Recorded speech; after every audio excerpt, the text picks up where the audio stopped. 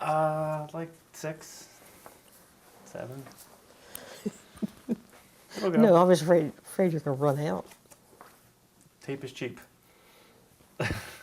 Can you buy more I here? think so. I probably could. I'm not. I don't. You're not probably- going to finish. I don't think so. I think this will be plenty. Okay. All right. Let's talk about your childhood. First of all, where were you born, and is there any story with your birth that I don't remember you telling me any story about your birth, but where were you born and when, and give me the. Okay, my what- birthday is July 11th, 1940, 7/11/40. Actually born in Lying-in Hospital. It was called Lying-in. It was a place for mostly dedicated to a maternity hospital, was what it was. Became Pennsylvania Hospital eventually. I did look it up one time and wrote it for those questions your brother had. So there's some history to it. Nothing really unusual. I was born July 11th. My parents were living at that Latona Street address that I described to you.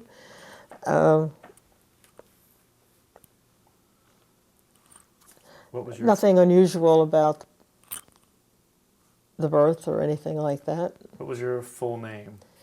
Katherine Ann DiCarlo. Katherine for my father's mother, Ann for my mother's mother.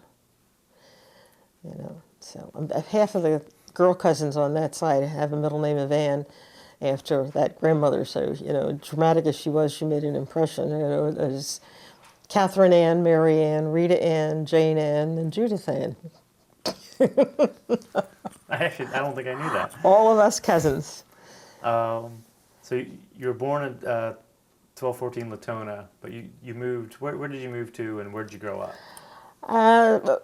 We moved to 5656 Willows Avenue in 1949. I wasn't quite 9. Yeah, it was in the winter. I don't recall exactly when, but it was in the winter, and we moved there. Now, both the friends and relatives of my parents called it Southwest Philly now. They called it the Sticks. The city for them was Center City and South Philly. Anybody else after that, they were in the country. They had trees on their street. And I moved there, I think February, and started at Longstreth Elementary School. No, I had to be older. Because I started in 5th grade, so I was probably already 9. So it was probably the year after that, maybe not 49, maybe it was 50. I don't recall. I could find out, but that's about it. I went to Longstreth. Longstreth was a great little school. It was ancient. It was built in 1905. And your other grandmother went there as a little girl. That was her school.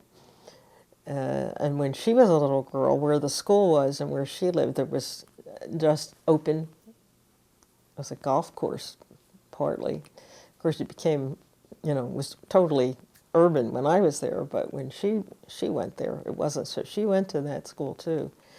I started in the 5th grade with Mrs. Ross. Old school was falling apart. They could not play the piano on the 2nd floor because it made the plaster on the ceilings on the 1st floor drift down. So we did assemblies downstairs. And a little class, one class for each grade. That was it. We had about 28 kids in the classroom. After Mrs. Ross, I had Miss Williams, Emily Williams. There were 6 kids in my whole class who were not Jewish. The rest of them were all Jewish, and we we six adored Jewish holidays because we'd come to school, and because they really couldn't teach a full lesson with most of the class going, so we did all kinds of, arts and crafts. We cleaned out the supply closets. We sang songs. It was really kind of fun. The Catholic, there was a large Catholic school population. It was a huge, huge Catholic parish 5 blocks up that we belonged to, Most Blessed Sacrament. The classes were jammed there, and most of those, and it was very heavily Jewish, but heavily Catholic. It was like this dividing. There probably were 3 Protestants in the whole neighborhood. But those of us who didn't go to Catholic school, and we went to Longstreth, because my parents did not approve of the classes in the Catholic school, because they were like 50 and 60 kids to a classroom, literally. And they didn't like that. They didn't like what they heard about the nuns teaching. They thought they whacked them with rulers and all kinds of neat stuff like that. So they said we weren't going to do that. We went there. As a consequence, I got a lot of flack from the parish priest. One of them actually had the nerve to tell, now you got to picture this, Nana, that she was not a good mother.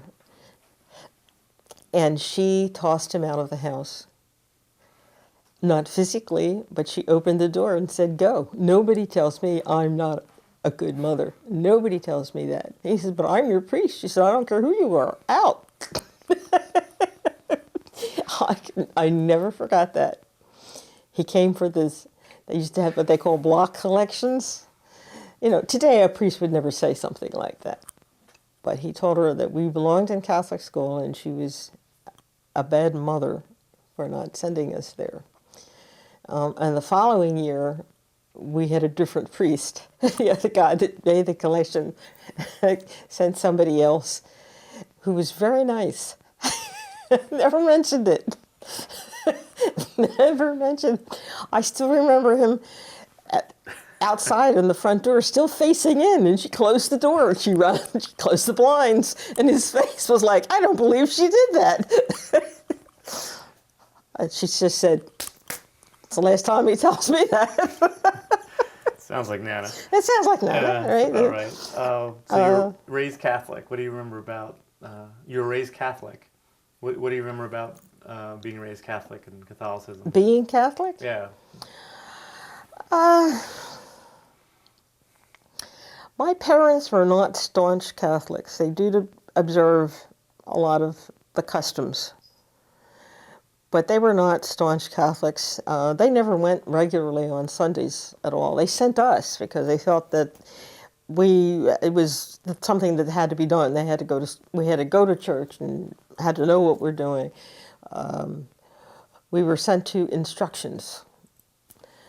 You went once or twice a week up to the Catholic school up there on Chester Avenue, and you had instructions in your faith.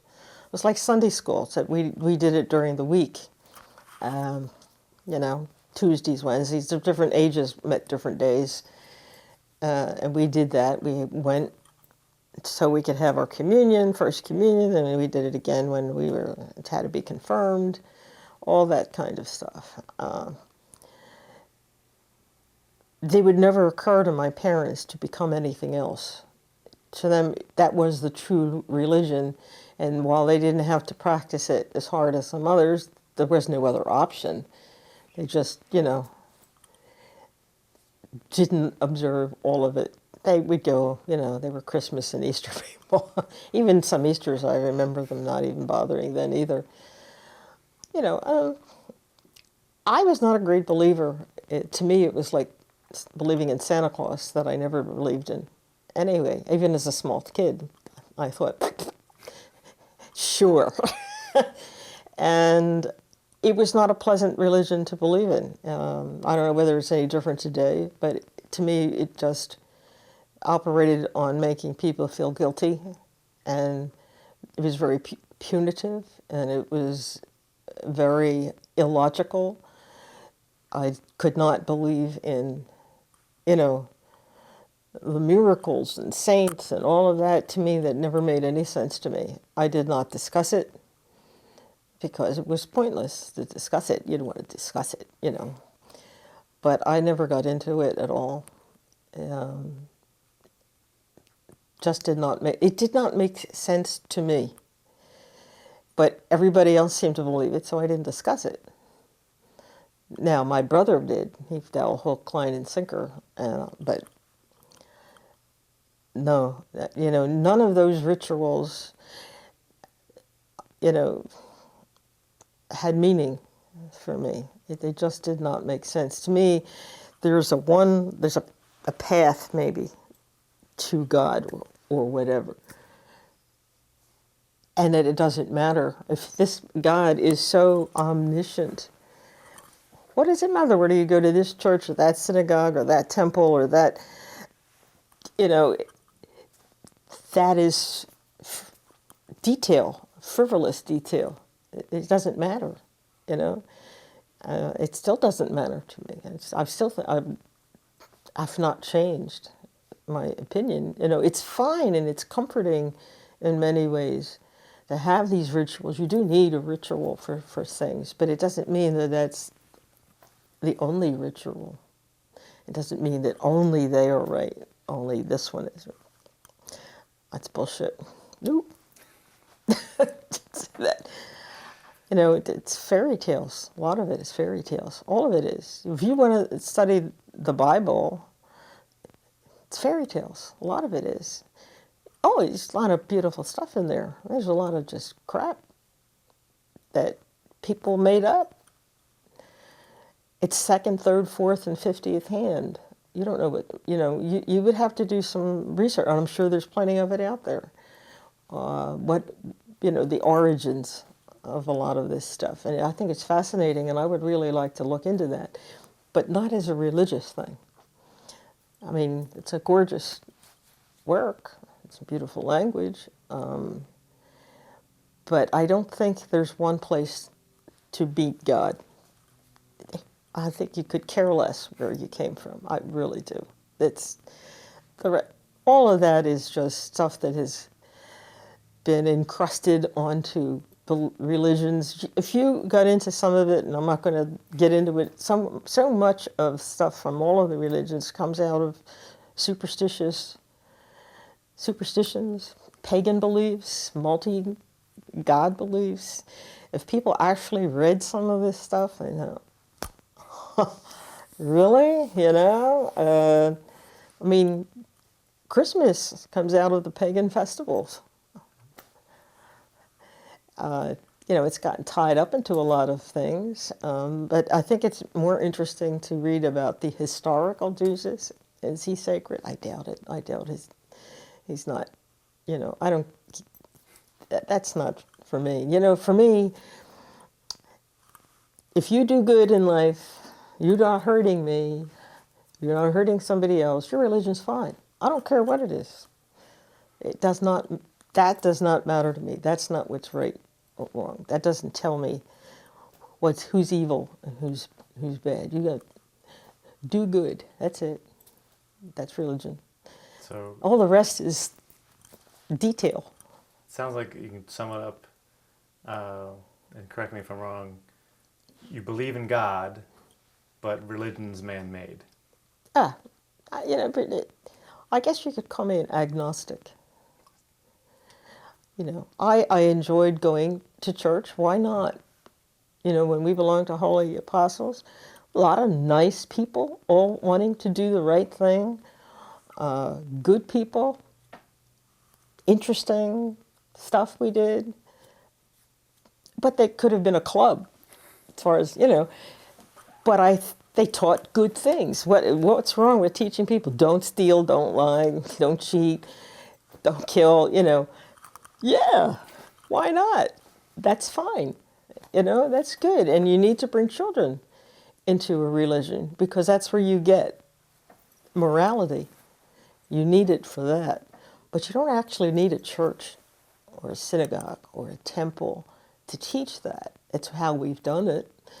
Lots of people don't do that, and you still can learn right and wrong. It's a question of morality and ethics, not religion, because religion is corrupt in many cases. It's the root of a lot of suffering in the world.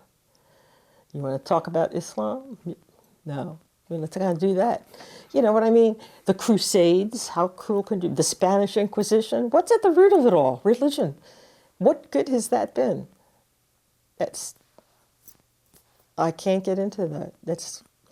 To me, that's nonsense. But I don't get into it with people because religion is very important to people, and their particular religion is very important to people, but not to me. Not to me. You know, I loved our years at Holy Apostles. I thought it was a good experience for us as a family. It was great for you guys. I enjoyed all the social things that they did, and I loved the people that were there. What's not to like? You know, but it didn't have to be, it didn't matter what the name on the door was. It didn't have to be Episcopalian, Catholic, Baptist, Jewish, it didn't, to me that's, you know, somebody who runs the universe could care less. You know, come on, let's be real, you know. One sec. Get something on here. What was it? A little fuzz or something. Fuzz? Hold on 1 sec. It's pulling a little bit.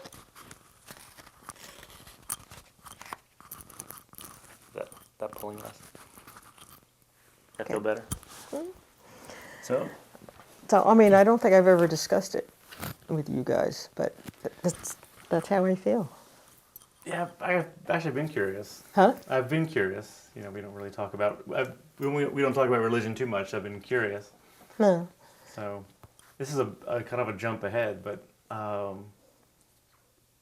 guess it goes with the religion. Do you worry about what happens after you die? Is there a thought to that? I don't worry about it. I'm not ready, but I don't really worry about it. I don't know what will happen. I have very serious concern. I don't know, very serious, not concerns, interest. I can't, you know, I would love to know, but I'm not worried about it. I mean, even if you believed in heaven and hell, I haven't robbed banks lately. You know what I mean? No, I'm not worried. I'm more curious than anything else. I would love to know if there is an afterlife. I don't know. I think there may be, but I don't know if it's tied to a specific religion or not. Everybody's heaven is different. Everybody's hell is different. So what's the real one? Just because you believe in that one, does that make the other one wrong? Maybe they're right. If you go back in some of the philosophers, people, you know, what about the centuries and centuries and many, many cultures that believe in reincarnation? Is there anything in that? I don't know. Be interesting to find out. The only way you're going to find out is to die, which I'm not ready for. Nice to find out and live to tell the tale. Yeah. Yeah, no, I don't fear it.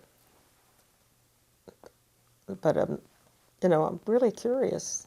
I'll never, you know, I won't know until I die. But then you'll never know. If there isn't, you won't know anyhow. Yeah.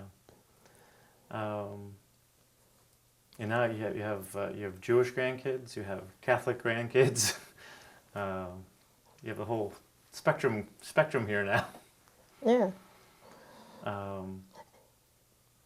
You would be surprised if you start studying religions of the commonality of some of the beliefs, how common certain beliefs are, which makes you wonder, you know, where did it start? You know, probably there's some common thing, and then it branches out into different sects and things. But it's fascinating, the commonalities, which a lot of religions would like to deny. You know, well, it's them, it's not us. You know, it's them and us. They haven't read much. They haven't read much. Yeah, facts get in the way a lot. Right? facts get in the way a lot of Yes, religion. facts get in the way of a lot of things in this world. There's a big subject. You won't have enough tape for that. Yeah. Going back to childhood, um, I guess that's the first 10 years. What do you remember about that? I mean, it's very, you remember probably very little of that first 10 years. What stands out in that first decade? The first 10 years? Well, you know, the first 10 years of your life, you're part of your family. Your world is your mom, your dad, your brothers or sisters, your aunts and uncles. It's a small world. It's a very small world. Your school and the friends there. I don't know. Maybe we weren't exposed to more. I think my parents did the best they could, given their circumstances. They came out from very poor families with a lot of opportunities, and they came very far. You know, for them, they had made it. They took us to the shore in the summer. Well, that was a big thing. People didn't go on vacation in my mother's childhood. Not her people, you know. So for them, doing things like that meant they had made it. And I think what they said about each generation doing more is true. You have to do, you know, you have to build on what your experience was and do more for the next one. You know, I wish we had done more also with you guys, but, you know, we did as much as we could with our circumstances, you know. So my 10 years, they were fine. Typical childhood, did typical things. We played outside. We lived on a street that was that had a hill. It started at 56th Street, had a nice long slope down. Then it evened out about 3/4 of the way, so that by 57th Street it was flat, which made it the ideal place to roller skate. You start at the top, you go down, whoa, and before you killed yourself by running into 57th Street, it evened out so you could stop. That's also where everybody sledded. You know, you start at the top, same reason, you don't kill yourself. You know, you could stop before you run into traffic. And we played outside. We played hopscotch and played jacks. We skated. We had roller skates that you used with a key. I used to wear a key around my neck on a ribbon, skate key, because you had, after school, you had to go run out and get your skates. That was the thing to do. And everything had a season, too. So we did that outside. We were outside a lot, unsupervised. In the city. And in the city, but it was a neighborhood. It was, you know, dads went to work and came home, and dinner was on the table. It was a normal neighborhood. You didn't have to be afraid of things. My brother and I, and Rita especially, would go 3 blocks over to Cobbs Creek Park and spend the day in the park. We would be climbing up on rocks. There was a rock called Indian Rock, and that was a big deal. The first time you could climb to the very top of that. There was a creek with stepping stones across, and we would do that. Or we would wander all the way up Cobbs Creek Parkway to a cemetery and check out the stones in the cemetery, and, you know, finding the oldest ones and the youngest babies. But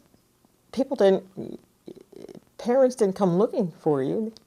They expected you to behave yourself, not to get into too much trouble, and come home when the streetlights came on, or it was dinner, you know. But everybody did that, and you were playing out there. Somebody's mother would see you. You know, everybody raised you. Wasn't your nobody had any compunction about saying to some kid, "Cut that out. That's not nice." And you expected that. It was just expected, you know. And we played outside all summer. We never ran after school. When that school was in, we'd go out. You grab your skates if it was the fall. You know, in the spring we did fall. Boys played ball. You know, they played stickball. Stickball, you got a broom handle, and usually half of a rubber ball. That's how you played stickball. Or we would wander a few streets up and meet other kids you knew from school. There was a whole community of children. We knew each other very well in there. But we were outside, and basically not all that much supervised. It wasn't. It just wasn't thought of anything, you know. The street was safe. It was fine, you know. There was very little crime rate. Your mother sent you to the store everywhere you walked. I used to go to a fish store about 3 blocks away. You want to say, you know, get a mackerel. Okay. You know, you go to the fish store. There was a produce store. There was all kinds of little stores, neighborhood groceries type of thing. They opened an Acme, which was nice. But you did errands. Or we went shopping. Willers Avenue was about 5 blocks from Chester Avenue, which was a business street with the movies and the stores, dress stores, furniture stores, all kinds of stores. And we would spend times we used to go up to the avenue, and we would walk up there. And there was, when we were older as teenagers, I don't know what it wasn't a 5 and dime, it was something like a Rite Aid now, but they had a fountain, you know, and it was a big deal. You'd go up and you get a lime Ricky. Very nice. I would go up and buy, there was a prepared fish store there. I used to go up on Friday nights and get a dozen oysters for dinner. Do that. There was bakeries. You were always running errands. If your parent had a kid, they did not go to the store. I need you to go get a loaf of bread and a quart of milk. You know. Kids were always out, always all around. It was not a different world. It was a different world. I'm sure things happened that didn't reach my ears. But generally speaking, it was safe. It was safe. I can remember when I was about 12, teaching my grandmother, who couldn't read, how to get on the trolley car and go into town and get in on the subway. And just taking her and pointing out where everything was and how to do it. And I just took her down and come back and doing that. I was 12, and she couldn't read. You know, nobody thought that was unsafe. It was a different world. You know, I'm talking 50s here, you know.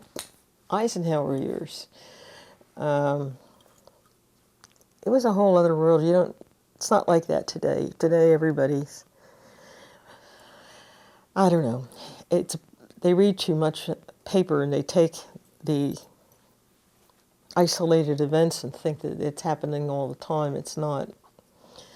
But it is a scarier world, and you can't do that. It was a nice world to grow up in. It doesn't exist anymore. It really doesn't. You know, first of all, and I say we're unsupervised, especially in it's the mothers were generally home, so they were out and about. You know, they could have been just planting their rock garden, but somebody was around. It wasn't like you were out there. You know, dads went to work. You didn't see them. It was a different kind of thing, different world.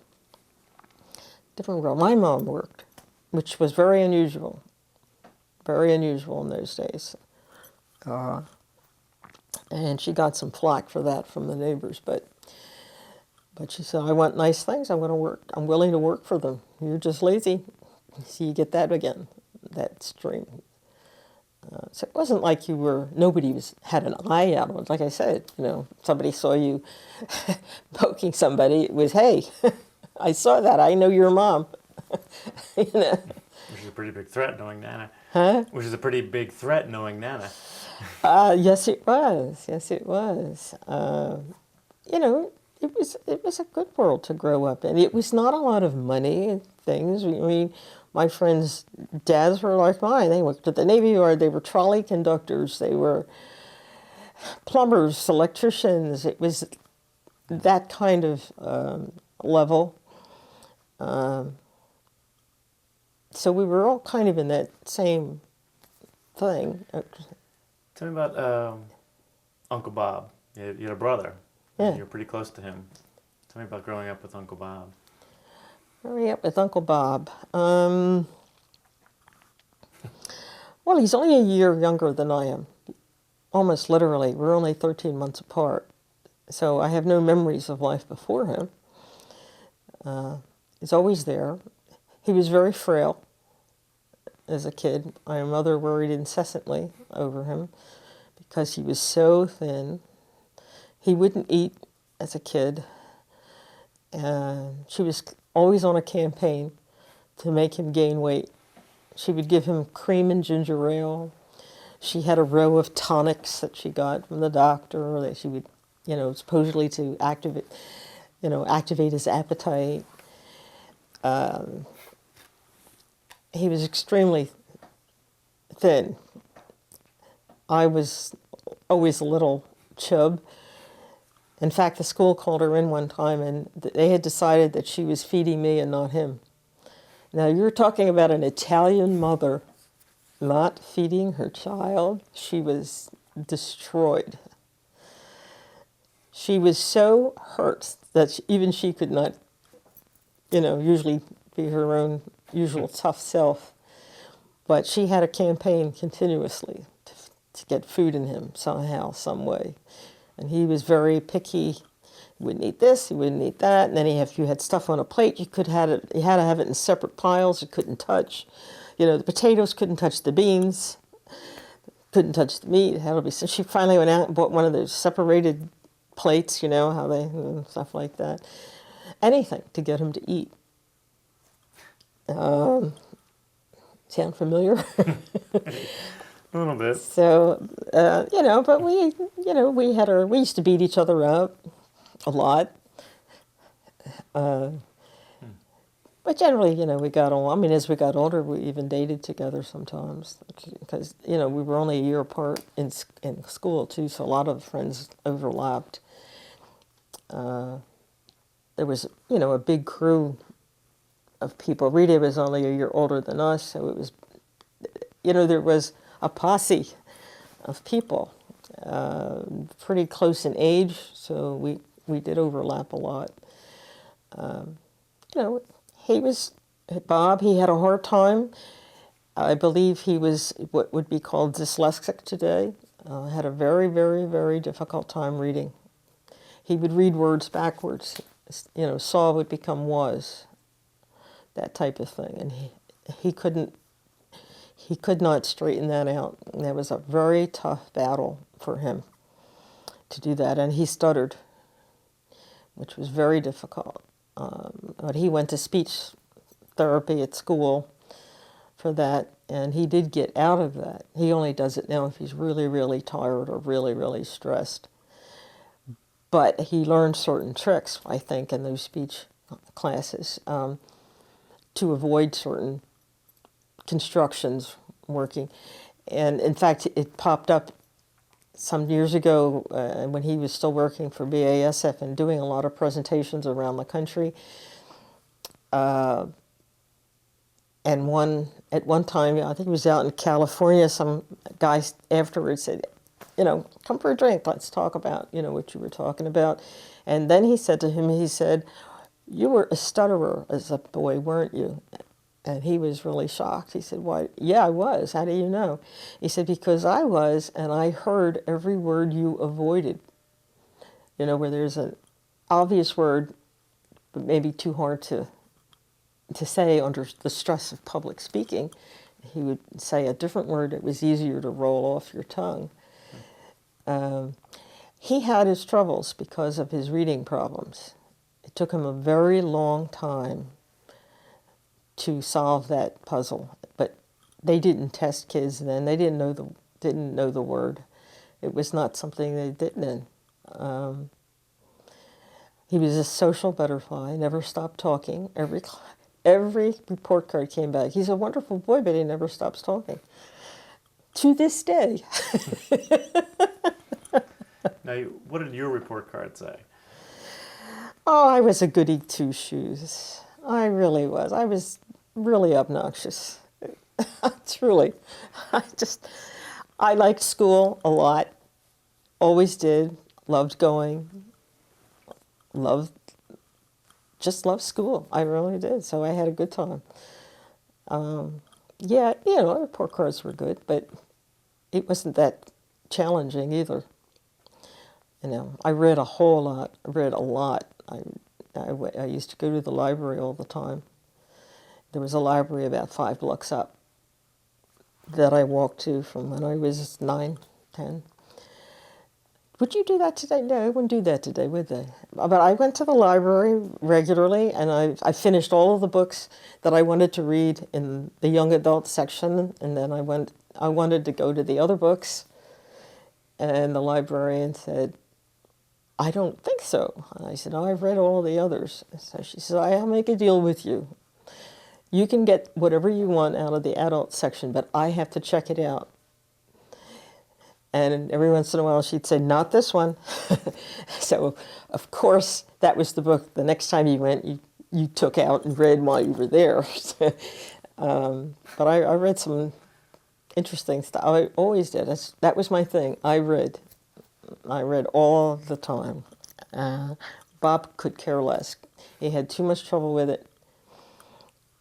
He wanted to be out and run and play, and school was not his thing. It took him a long, long time. He wasn't bad at school. He wasn't a kid that got into trouble, but he wasn't a student. It took him a long time to finally have something click. He was a late bloomer. And then he found the art in high school, and that was a great outlet for him. He doesn't write badly now. He lets me see some of these things, but it was a struggle. And I think it all goes back to that, having dyslexia, which I believe was dyslexia. Elizabeth had the same problem, and it tends to be hereditary. I understand from what I'm reading. So we kind of went into different directions because he was always running. He was always out on his bike, and anything that moved, he liked that type of thing. And boy, once he hit high school, he was Casanova. Always had a girlfriend. Constantly had a girl. Always had a girl. He had zillions of girls all the time. He went to more proms than they would have saved money buying a tux, like you. Easier than renting it every time, but I can't even count how many proms he went to. It's crazy, but he was man about town, loved it. But he liked to come home early for stuff. Me, once I was out. Not him. He actually said one night, I was coming back from this. I couldn't wait to drop her off. I looked at all the houses, everybody's asleep. I wanted to be asleep. Wow, I said, she was a ball of fire. But that's him. He liked home. He wanted to be home. He was very home-oriented. He has never changed. Nobody does. People do not change. Do not change. I'm still the same. I'm still running to the library. It's the same thing. People don't change. You'd be surprised how consistent people are. We were just typical brother and sister. I wouldn't say we fought like crazy. Absolutely. But, normal stuff, looking back. We drove my mother crazy. She would put us on 2 different floors when she couldn't stand to hear it anymore. I wish I had 2 different floors for Josh. Yes, I'm sure you do. But, it's normal stuff. Siblings always... if you don't get into some tussle at some point, somewhere, either it's a little or it's a lot, but it's never none. Yes. You're also very close with Rita. Oh, yes, definitely. Rita was like our sister. Rita had her sister, who was always a problem. Marianne was never quite normal, and she was mean normal. And she really did some mean stuff, and Rita tended not to orient herself there. and the three of us were a play group. You know, we did things together. We played out together. We tramped through the park together. You know, we went to the movies together. So she was very much like my sister. We only lived a block away. The sisters all lived inside each other's pockets. You know, so it was constant. You know, we would sleep over at each other's house, doing that kind of thing. You know, Rita and I dated together. You know, and we just did it. We were each other's maids of honor and godmothers to each other's children, and it's just always been that way. She was grateful, I think, to have a normal family because her household was crazy. It was all women, all arguing constantly, all the time. You know, my grandmother, the diva, Aunt Josephine, you know, like my mother called she says she's a true innocent.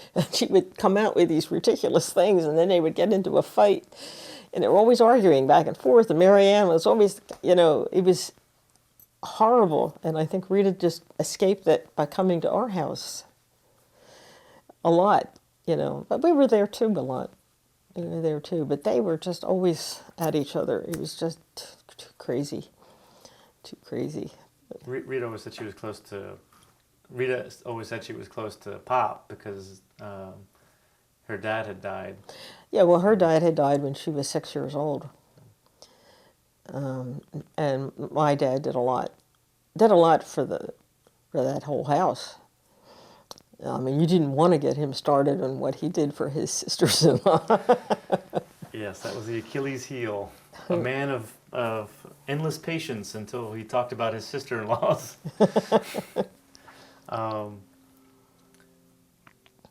Before we move to the teenage years, what do you remember of the 40s outside? Do you remember any of the events? The World War II was going on? I remember when World War II ended. Yeah.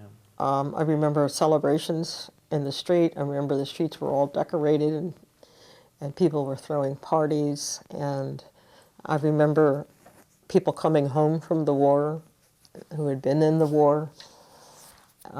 Certainly my uncle was one of them. He had been very badly traumatized by it, and I think he had, maybe to the end of his life, nightmares of the war. He wouldn't discuss what had happened, but he would have these terrible nightmares that he would wake up screaming. My Aunt Harriet always told us about that he did that. He was, you know, I remember that. I remember going to see them a lot. For a time, they lived in Asbury Park, New Jersey, and we would go see them there. He was stationed at Fort Dix, Fort Monmouth. That's where Asbury Park was, I think. It was Fort Monmouth, and he was at Fort Dix. And early on, and I remember going to see them at that time. But he spent a lot of time overseas after the war. He was stationed in France sometime and in Germany. And his kids, my cousins, when they finally came home, spoke a mixture of everything. You know, kids teach each other the language. And it took them a while. They lived in Formosa. I don't remember what it is now. Some Asian country, but I can't remember what it is. They lived there for a while, that she liked. He enjoyed the service. One second. That paranoid feeling. Still going. Still framed. Say hello. Talk. Huh? Okay, still working. One more thing. I didn't check this last time.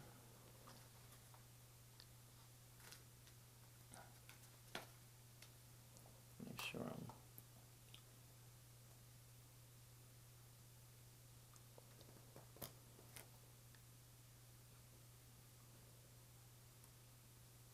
Let's make sure we're focused.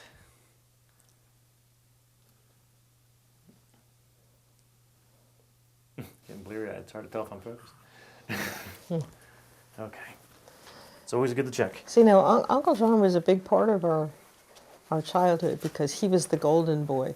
He was the one that had made it, and saw the world, and nobody else of his family had. And when he came home, for visits, everything stopped. It was huge family dinners, and oh my God, he was a huge storyteller. Kept everybody entertained. We talked about, things that he did, and he was a good cook. He loved to eat. He was the one that looked most like my mother, and they were close.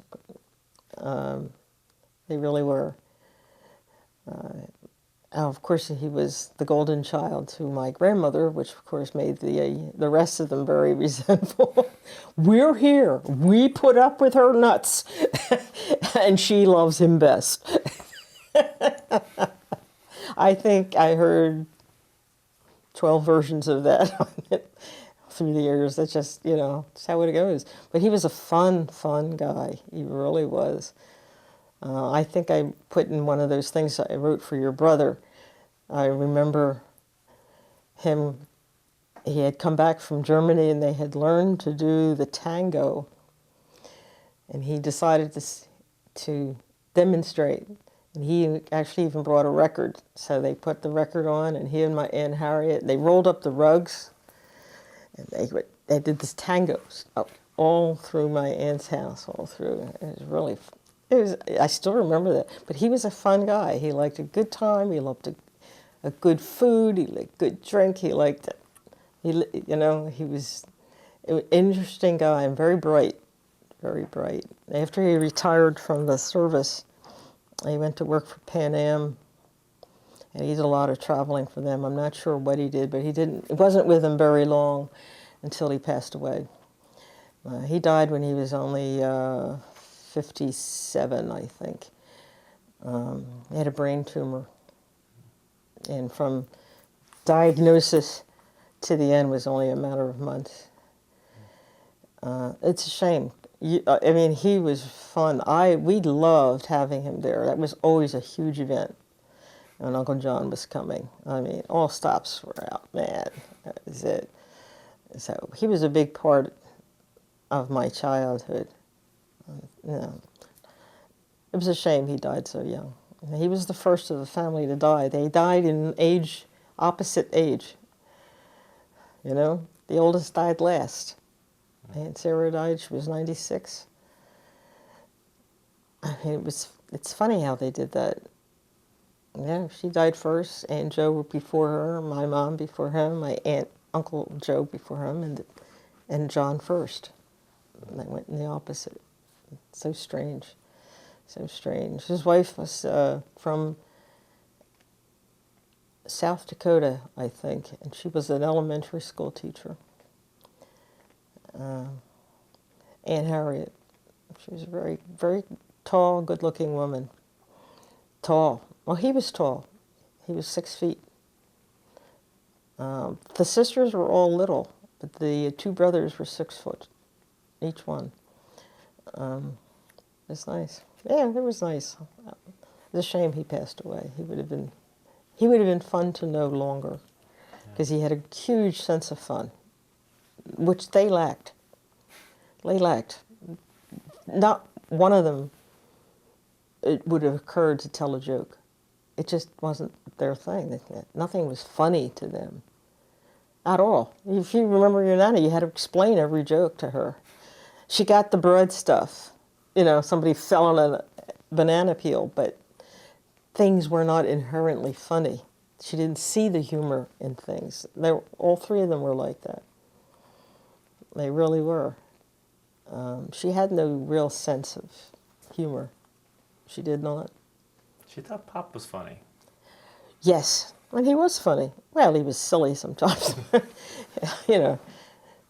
I do remember her laughing at some of the stuff he would say. Oh, yeah, he amused her. Yeah. But you're right. I don't remember a sense of humor, though, in general. Yeah. Particularly Aunt Sarah and Aunt Josephine. Oh, please. No. No. Teenage years. What were your teenage years like?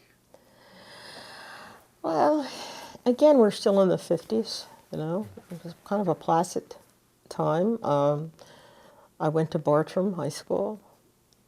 It wasn't a particularly academically oriented school, but it was not a bad place to be. I had lots of friends. I majored in extracurricular activities. You know, I was on the paper, did a column for the paper, you know, in general reporting, interviewing teachers for this or that, you know, as sort of a general reporter for the paper. I was on the yearbook. I was on the color guard. I carried a flag for 3 years. I had a permanent black and blue mark on my hip from pivoting. You know, you have to dig it in so you don't lose it when you turn. That was fun. You know, we marched in parades. We marched on the football team. We did, you know, formations, drills back and forth. I did that. I was an usher. I was in the honor society. If there was a club, I was in it. I didn't particularly want to go home because I went home. Well, you're home. Dust the floor, cook this, do that. Oh no! Oh, I have a meeting. Oh, all right. That's why you joined all those things? So I had fun in high school. It wasn't a particularly difficult high school. I could ace the courses and you know, enjoy myself. I was in student government, you know, the class secretary, class whatever, you know, this committee, that committee, 4,000 committees, you know, the prom committee and the dance committee. And I wasn't athletic. Didn't like it. Couldn't do it. The girls in the 50s didn't do it a lot, so they would trap us in gym class. All right, today we're all going to play softball. And they'd find who was doing it well. All right, you're on the softball team. Today we're doing badminton. You're going to do, you know, and then they had the rest of us left. Can you put one foot ahead of the other? Color guard. Just march to the beat. You got it. You're on. So, you know, athletics were not my thing. Now, my brother wanted to be on this or that team, but believe it or not, he had high blood pressure as a kid. He has had high blood pressure almost his entire life and cholesterol since his 30s. So it's just genes. You know, the doctor used to tell him that his high blood pressure, you know, I can't tell you to lose weight. I don't know what to tell you. So he would be manager of teams because you had to have a physical to get on and they wouldn't put him on a team. So he became manager of some team or other, I don't know. But me, I didn't have any interest in it. But if you were on the color guard, you were out there on the field anyhow. You were there for the games, stuff like that. So it was fine. You were out there marching, doing your thing. So yeah, you know, a lot of my friends. Rita was on the color guard too, and her friends, the twins, Jean and Jane. What is the color guard? The Memorial Color Guard was a group of girls that carried flags, and each flag had a brass plate around it engraved with the name of a Bartram student that had died in the war. That's why it was Memorial Color Guard. And we had a hat. We dressed in the school colors. We all had gray skirts and a maroon top. And the hat, and that was our uniform. And in that uniform, you drilled. You did all kinds of arrangements. You know, you formed letters, and depending on whatever the coach thought of. And when we marched, I remember definitely marching in a parade downtown, unfortunately behind a mounted unit. And the coach saying, she's looking, of course, the horses are doing what they usually do. I'm going, ew, ew, do not break ranks, straight, straight, ooh, ooh. I just polished these shoes. I break ranks. But that was the memorial color guard. Everybody had a name on the flag. Did you have one name the whole time? Yes, yes, there were 52 of us. 52 students of Bartram had died in the war. Do you remember your name? No, no, we never got the same flag. Oh, okay. No, we never got the same flag. It was just, they would be lined up in a rack and you just pulled it. It was fun because it kept you involved in the sports without being on a team. Thank God. How did you meet Dad? He was in a couple of classes I had. That's all. He was in my class. He was part of a group of kids who hung out together. He was in a lot of my classes. That's how, he was in my biology class and my trigonometry class and whatever. And he was just part of the group that hung out, that's all. And I guess I was 16 when we met.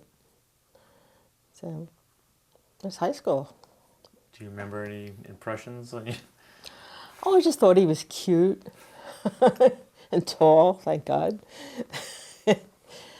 No, high school stuff, typical teenager kind of thing. And we started to date.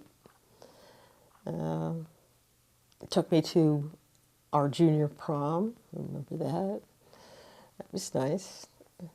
Yeah, we hung out together. We had a group of kids in high school. Gail was one who was his friend long before I was. She was, because they went to the same elementary school, I think.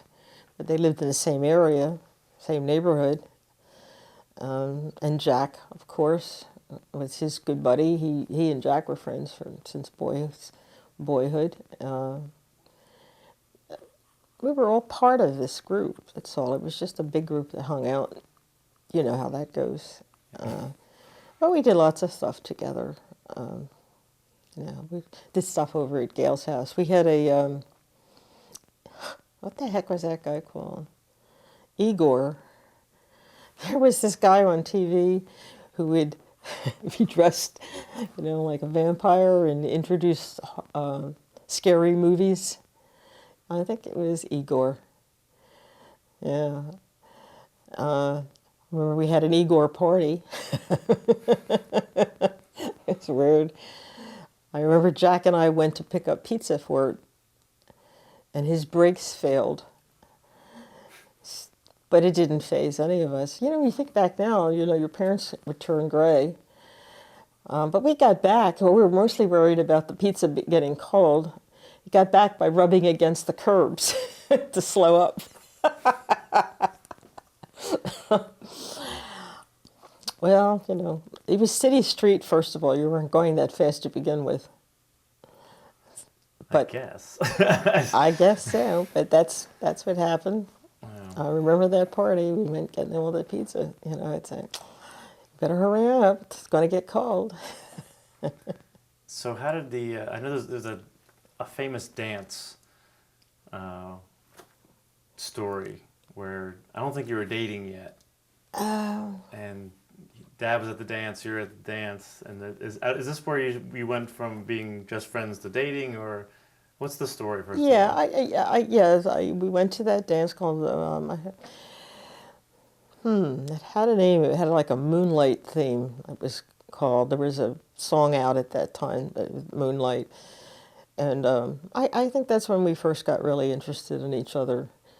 We were on the committee, of course, to decorate and all that stuff, and got involved, and just probably started being interested about that time, I would think.